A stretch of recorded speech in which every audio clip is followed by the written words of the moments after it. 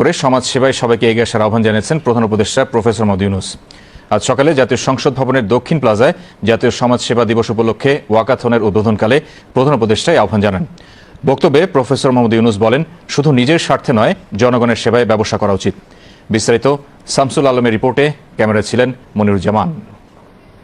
সেবার বার্তা ছড়িয়ে দেওয়ার প্রত্যয়ে রাজধানীতে আয়োজন চলো হাঁটি ওয়াকাথন 2025-এর। বৃহস্পতিবার এই ইভেন্টের উদ্বোধন করেন প্রধান উপদেষ্টা প্রফেসর মোহাম্মদ ইউনূস।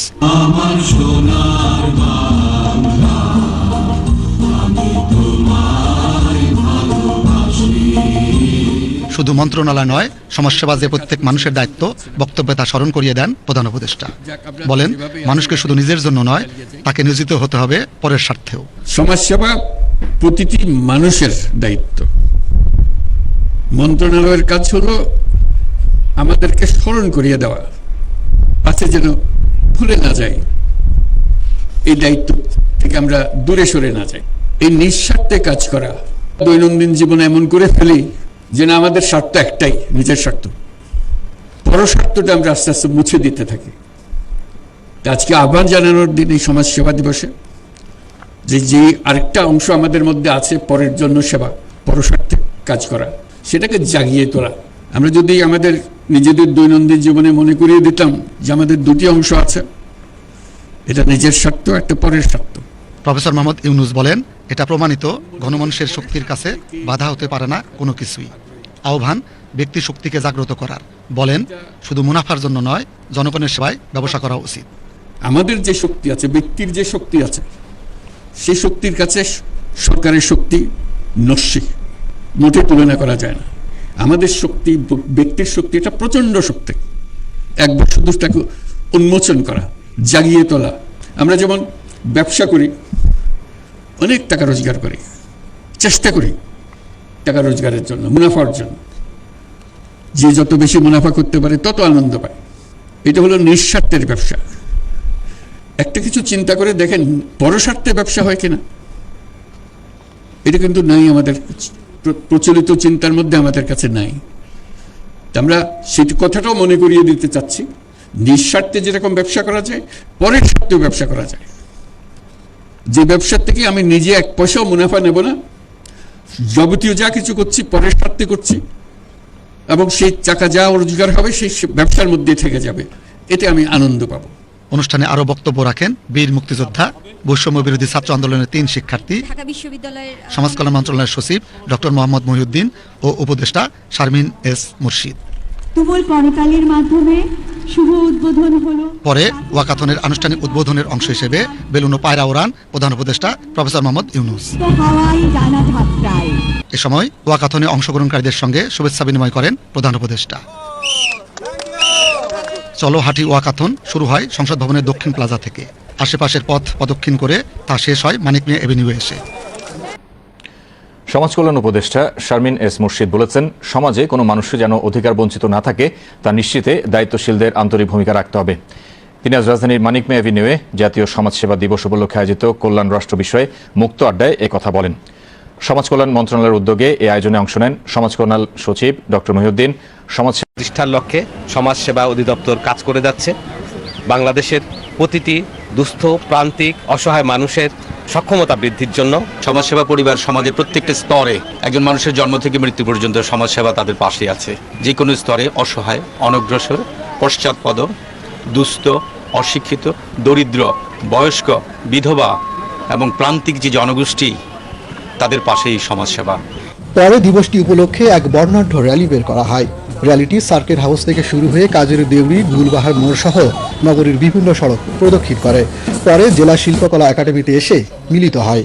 সেখানে দিবসটি উপলক্ষে কল্যাণ রাষ্ট্র বিষয়ক মুক্ত আড্ডার আয়োজন করে চট্টগ্রাম সমাজসেবা অধিদপ্তর। মুক্ত আড্ডায় অংশ নেন Chattogram city corporation mayor, civil surgeon, metropolitan police super, চট্টগ্রামের বৈষম্য বিরোধী আন্দোলনের নেতৃবৃন্দ সহ সমাজসেবা বিভাগের অন্তর্ভুক্ত বিভিন্ন প্রতিষ্ঠানের প্রতিনিধিরা। বৈষম্য সমাজের মধ্যে দূর করতে হলে প্রথমে নিজকে সংস্কার করতে হবে, তারপর জাতিকে, তারপর দেশকে। আসলে দেশকে পরিবর্তন করাটা আসলে অনেক কঠিন একটা ব্যাপার, কারণ অনেক দুর্নীতি ঢুকে গেছে। এই দুর্নীতি দূর করতে হলে কঠিন কঠিন সিদ্ধান্ত যেতে হবে। অনুষ্ঠানে আলোচকরা বলেন সমাজসেবা অধিদপ্তর সামাজিক নিরাপত্তা বেষ্টনী, বয়স্ক প্রতিবন্ধী ভাতা, হাসপাতাল সমাজসেবা কার্যক্রম, গরিব শিক্ষার্থীদের শিক্ষা সহায়তা, এতিমদের পুনর্বাসন সহ নানামুখী সেবা কার্যক্রম পরিচালনা করছে। এই সেবাকে আরও সহজতর, স্বচ্ছ ও পরিসর বাড়ানোর দাবি তাদের। খসড়া ভোটার তালিকা প্রকাশ করেছে নির্বাচন কমিশন। এবছর দেশে ভোটার সংখ্যা দাঁড়িয়েছে 12,36,83,512 জনে।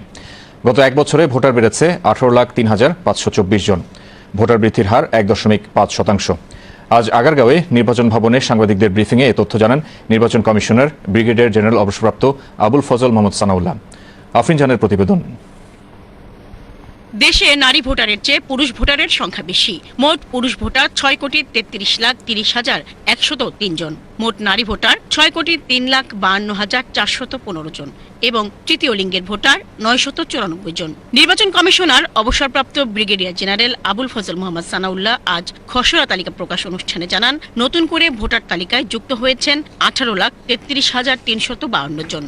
খসড়া ভোটার তালিকা আপনারা জানেন যে জানুয়ারি মাসের একটা সময়ে প্রকাশ করা হয়। গত বছর যেমন এটা 21শে জানুয়ারি প্রকাশ করা হয়েছিল, কিন্তু 14তম কমিশন দায়িত্ব গ্রহণের পরে আমরা গুরুত্ব বিবেচনায় সিদ্ধান্ত নিয়েছি ভোটার তালিকা আইন অনুযায়ী 1 জানুয়ারি যেহেতু শেষ দিন, অর্থাৎ যোগ্যতার শেষ দিন, আমরা 2রা জানুয়ারিতেই এটা প্রকাশ করব, যাতে করে আমরা কিছু সময় অতিরিক্ত হাতে পাই। আজকের খসড়া ভোটার তালিকায় আমাদের ভোটার সংখ্যা 12,36,83,512। তিনি বলেন, দাবি আপত্তি নিষ্পত্তি শেষে আগামী 2 মার্চ চূড়ান্ত ভোটার তালিকা প্রকাশ করা হবে। এই সময়ের মধ্যে কারো কোনো দাবি বা আপত্তি থাকলে তা জানাতে পারবেন। আপত্তি জানানোর শেষ সময় 17 জানুয়ারি। নির্বাচন কমিশন জানায়, আগামী 20 জানুয়ারি থেকে বাড়ি বাড়ি গিয়ে ভোটার তালিকা হালনাগাদের কার্যক্রম শুরু হবে। এই কার্যক্রম চলবে 30 জুন পর্যন্ত। আমাদের ধারণা, এই তালিকায় এখনো অনেকে বাদ পড়েছেন তথা আবেদন করেন নাই। আমাদের উদাত্ত আহ্বান থাকবে, ভোটাধিকার নিশ্চিতের এবং প্রয়োগের প্রথম এবং পূর্ব শর্তই হচ্ছে ভোটার তালিকায় সন্নিবেশিত হওয়া। তাই যারা ভোটার তালিকায় এখনো পর্যন্ত সন্নিবেশিত হন নাই, তারা যেন দ্রুত আবেদন করেন সেই আহ্বান জানাচ্ছি। ফ্যাসিস্ট সরকারের আমলে করা বিতর্কিত ভোটার তালিকা বিষয়ে নির্বাচন কমিশনার বলেন, এই বিষয়ে নানা তথ্য যাচাই বাছাইয়ের কাজ করছেন তারা। আমরা রিসেন্টলি একাধিক ইনসিডেন্ট পেয়েছি। প্রযুক্তিগত টাইটনেস থাকা সত্ত্বেও কোথাও কোথাও দ্বৈত ভোটার থাকার সম্ভাবনা, অর্থাৎ একই ভোটার 2 জায়গাতে তালিকাভুক্ত হওয়ার সম্ভাবনা। আর তৃতীয়ত হচ্ছে বিদেশি নাগরিক প্রতারণা করে তালিকার মধ্যে সংযুক্ত হয়ে গেছেন কিনা। গেল বছরের 2 মার্চ প্রকাশিত সর্বশেষ হালনাগাদ অনুযায়ী দেশে ভোটার রয়েছে 12,18,50,160 জন। আফরিন জাহান। রাষ্ট্র সংস্কারে যে 6 কমিশন গঠন করেছে অন্তর্বর্তীকালীন সরকার, তার মধ্যে শ্বেতপত্র কমিটি ইতিমধ্যে তাদের প্রতিবেদন জমা দিয়েছে। আগামীকাল প্রধান উপদেষ্টার কাছে প্রস্তাবনা জমা দেবে নির্বাচন সংস্কার কমিশন। নির্বাচন ব্যবস্থার সংস্কার কমিশন প্রধান বদিউল আলম মজুমদার একথা জানিয়েছেন। সুষ্ঠু নির্বাচনের জন্য সবচেয়ে বড় সংস্কার কোনটি হবে, এমন প্রশ্নে নির্বাচন ব্যবস্থার সংস্কার কমিশন প্রধান জানান, নির্ভয়ে বিনা দ্বিধায় কোনো রকম প্রভাবিত না হয়ে সবাই ভোট দিতে পারলেই হবে বড় সংস্কার। আফরিন জাহানের আরও একটি প্রতিবেদন। 3 জানুয়ারি প্রধান উপদেষ্টার কাছে প্রতিবেদন দিবে নির্বাচন ব্যবস্থা সংস্কার কমিশন। এ লক্ষ্যে সকল প্রস্তুতি সম্পূর্ণ করেছেন তারা। বাংলাদেশ টেলিভিশনকে দেয়া সাক্ষাৎকারে নির্বাচন ব্যবস্থা সংস্কার কমিশন প্রধান বদিউল আলম মজুমদার জানান, সংস্কারের লক্ষ্য একটি সুষ্ঠু, সুন্দর ও নিরপেক্ষ নির্বাচন নিশ্চিত করা। তিনি বলেন, পুরনো নির্বাচনী ব্যবস্থা ভেঙে পড়েছে, নির্বাচনে চলে গেছে। এ থেকে উত্তরণের লক্ষ্যে আইন কানুন, বিধিবিধান, পদ্ধতি, প্রক্রিয়াগুলোকে কার্যকর করার পাশাপাশি কতগুলো বিষয়ে নিজেদের মধ্যে ঐক্যমত্য সৃষ্টি করতে হবে। আমাদের সুপারিশ পেশ করার পর বলটা তখন 4টে অংশীজনের কোর্টে চলে যাবে। প্রথম হলো অন্তর্বর্তীকালীন সরকার, তারপরে হলো যে নির্বাচন কমিশন। এই দুটো পক্ষ গুরুত্বপূর্ণ অংশীজন এবং তাদেরকে বাস্তবায়ন করতে হবে। আরেকটা পক্ষ হলো রাজনৈতিক দল, আর সবচেয়ে বড় অংশীজন হলো জনগণ। জনমত সবচেয়ে গুরুত্বপূর্ণ। সুষ্ঠু নির্বাচনের জন্য সবচেয়ে বড় সংস্কার কোনটি হবে, এমন প্রশ্নে নির্বাচন ব্যবস্থা সংস্কার কমিশন প্রধান জানান, নির্ভয়ে বিনা দ্বিধায় কোনো রকম প্রভাবিত না হয়ে সবাই ভোট দিতে পারলেই হবে বড় সংস্কার। সবচেয়ে বড় চ্যালেঞ্জ ছিল যে সময় সীমিত। তো এই সীমিত সময়ের কারণে আমাদের অনেক কিছু করা সম্ভবপর হয়নি। আমরা সন্তুষ্ট যে আমরা সব বিষয়গুলোই, গুরুত্বপূর্ণ বিষয়গুলোর উপরে আমরা আলোকপাত করেছি, বিশ্লেষণ করেছি, জনগণের মতামত নিয়েছি, বিভিন্ন বিশেষজ্ঞদের মতামত নিয়েছি। বদিউল আলম মজুমদার বলেন, নির্বাচন একদিনের বিষয় নয়, এটি একটি প্রক্রিয়া। এটা শুরু হয় ভোটার তালিকা থেকে। নির্বাচনে যারা প্রার্থী হতে চান তারা যেন প্রার্থী হতে পারেন। প্রার্থীরা বাধা বিপত্তি ছাড়া প্রচার করতে পারবেন, টাকার প্রভাব থাকবে না, গণমাধ্যম নির্বিঘ্নে দায়িত্ব পালন করতে পারবে। নির্বাচন কমিশন নির্ভয়ে স্বাধীনভাবে জনগণের কল্যাণে নির্বাচন ব্যবস্থাকে কার্যকর করতে কাজ করতে পারবে। ভোট গণনা হবে স্বচ্ছভাবে, কেউ অন্যায় করে পার পাবে না, অর্থাৎ পুরো প্রক্রিয়া হবে স্বচ্ছ ও কারচুপি মুক্ত। এই প্রক্রিয়াগুলো স্বচ্ছ করার জন্য অনেকগুলো পরিবর্তন আনতে হবে। নির্বাচন এবং সংস্কার দুটোই দরকার বলে জানান তিনি। যতটুকু গভীরে যাওয়া দরকার ছিল হয়তো আমরা যেতে পারবো না সব ক্ষেত্রে, বাট আমরা সন্তুষ্ট যে আমরা সব বিষয়গুলোই, গুরুত্বপূর্ণ বিষয়গুলোর উপর আমরা আলোকপাত করেছি। তবে প্রতিবেদন জমা দিলেই যে দায়িত্ব শেষ হয়ে যাবে এমনটি মনে করেন না বদিউল আলম মজুমদার। সরকার ও দেশের যে কোনো প্রয়োজনে সহযোগিতার লক্ষ্যে তিনি প্রস্তুত আছেন বলে জানান। আমরা সন্তুষ্ট যে এই বাজারে 43টি পণ্যের উপর ভ্যাট বাড়ানোর সিদ্ধান্তে নিত্যপণ্যের দামের উপর কোনো ধরনের প্রভাব ফেলবে না বলে জানিয়েছেন অর্থ উপদেষ্টা ডক্টর সালেউদ্দিন আহমেদ। তিনি আজ সচিবালয়ে ক্রয় সংক্রান্ত কমিটির সভা শেষে সাংবাদিকদের একথা জানান। বাজারে অত্যাবশ্যকীয় জিনিসপত্রের উপর শুল্ক ছাড় দেওয়া হয়েছে উল্লেখ করে অর্থ উপদেষ্টা বলেন, সাধারণ মানুষের ক্রয় ক্ষমতার উপর কোনো প্রভাব পড়বে না। তিনি বলেন, সাধারণ মানের কোনো হোটেল রেস্টুরেন্ট নয়, 3 তারকা মানের ওপরের হোটেলগুলোর ক্ষেত্রে কর বাড়ানো হয়েছে।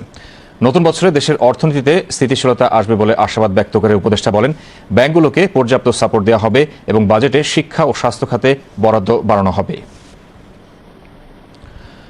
বিএনপি মহাসচিব মির্জা ফখরুল ইসলাম আলমগীর বলেছেন, আওয়ামী লীগ সরকারের অধীনে দেশে লুটপাট ও দুর্নীতির উদ্দেশ্য যে সকল চুক্তি হয়েছে তার পুরো বিষয়টা রিভিউ করে ব্যবস্থা নেওয়া হবে।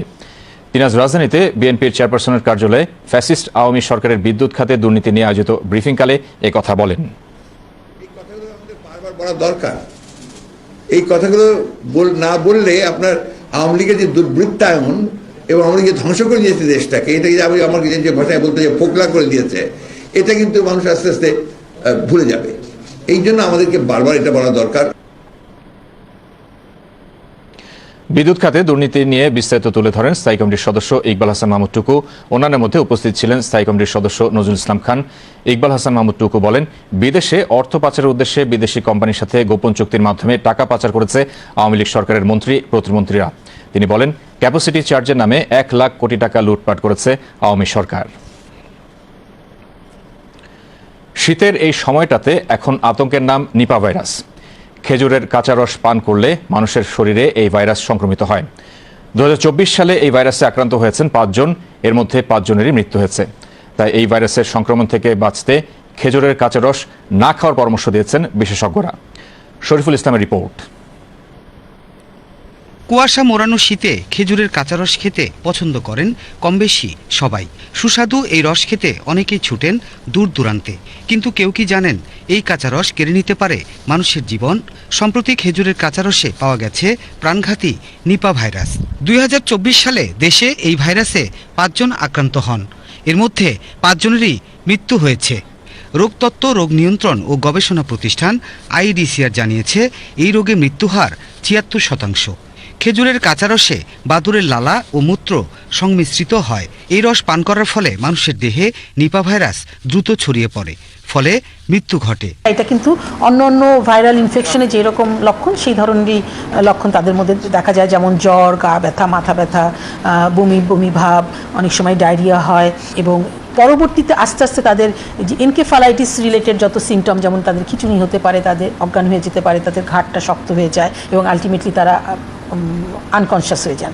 বিশেষজ্ঞরা বলছেন, নিপা ভাইরাসের বিস্তার ঠেকাতে হলে কাঁচা খেজুরের রস পান করা থেকে বিরত থাকতে হবে। এটা থেকে বাঁচার উপায় হলো কাঁচা খেজুর রসটা না খাওয়া, কারণ খেজুর রস যখন রাতের বেলা সংগ্রহ করা হয় তখন ওটার মধ্যে বাদুর যে মুখ দেয় অথবা বাদুরের পেশাব থেকে এটা ছড়ায়। তো কাঁচা খেজুর রস খেতে আমরা অনেক প্রচারণা চালানো, কাঁচা খেজুর রস কেউ খাবেন না। নিপায়ের মৃত্যুর হার 76%, যদিও এবার আমরা 5টা আক্রান্ত পেয়েছি এবং 5টাই মারা গেছে, এবার 100% হয়েছে, কিন্তু ওভারঅল মৃত্যুর হার 76%। 2023 সালে দেশে নিপা ভাইরাসে আক্রান্ত হন 13 জন, এর মধ্যে 10 জনেরই মৃত্যু হয়।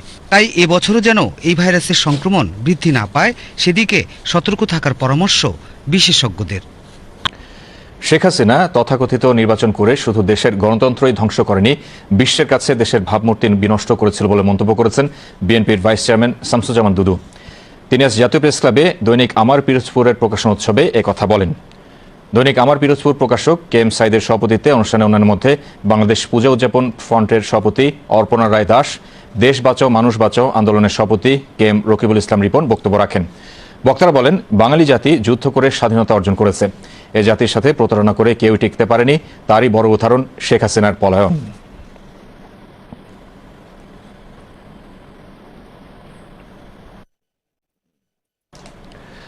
গত বছর ৫,৬৩৪ কোটি টাকা পরিচালন মুনাফা করেছে সোনালী ব্যাংক। সোনালী ব্যাংকের এমডি ও সিইও মোহাম্মদ শওকত আলী খান আজ রাজধানীর মতিঝিলে সোনালী ব্যাংকের প্রধান কার্যালয়ে বিগত বছরের অর্জন সম্পর্কে সাংবাদিকদের সাথে এক মতবিনিময় সভায় একথা জানান। সভায় অন্যান্যের মধ্যে ব্যাংকের ডেপুটি ম্যানেজিং ডিরেক্টর সহ কর্মকর্তাবৃন্দ উপস্থিত ছিলেন। মোহাম্মদ শওকত আলী খান জানান, উৎপাদনশীল খাতে বিনিয়োগ বৃদ্ধি করতে বাংলাদেশ ব্যাংকের নির্দেশ অনুযায়ী এসএমই খাতকে প্রাধান্য দেওয়া হচ্ছে। এবারে আবহাওয়ার খবর। আগামীকাল সকাল ৯টা পর্যন্ত আবহাওয়ার পূর্বাভাসে বলা হয়েছে অস্থায়ীভাবে আংশিক মেঘলা আকাশ সহ সারা দেশের আবহাওয়া শুষ্ক থাকতে পারে। মধ্যরাত থেকে দুপুর পর্যন্ত সারা দেশে মাঝারি থেকে ঘন কুয়াশা পড়তে পারে। ঘন কুয়াশার কারণে বিমান চলাচল, অভ্যন্তরীণ নদী পরিবহন এবং সড়ক যোগাযোগ সাময়িকভাবে ব্যাহত হতে পারে। সারা দেশে রাতের তাপমাত্রা প্রায় অপরিবর্তিত থাকতে পারে এবং দিনের তাপমাত্রা ১ থেকে ২ ডিগ্রি সেলসিয়াস হ্রাস পেতে পারে। আজ দেশের সর্বনিম্ন তাপমাত্রা রেকর্ড করা হয় চুয়াডাঙ্গায় ৯.৮ ডিগ্রি সেলসিয়াস। রাজধানী ঢাকায় সর্বনিম্ন তাপমাত্রা রেকর্ড করা হয় ১৩.৮ ডিগ্রি সেলসিয়াস।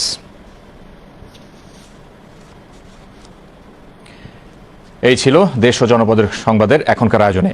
সবাইকে আবারও শুভেচ্ছা। আল্লাহ হাফেজ।